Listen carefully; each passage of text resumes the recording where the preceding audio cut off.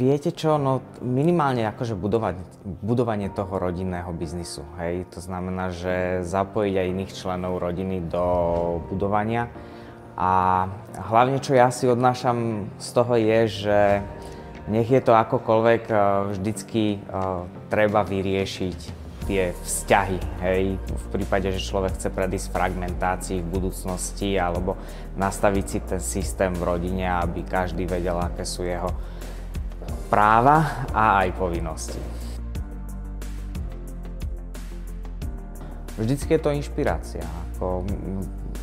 Počúvať príbehy aj iných rodín alebo iných biznisov je dobre pre mňa, lebo z toho vyplýva nejaká forma inšpirácie, možno nápadov a taký rozhľad. Takže toto je veľmi príjemné.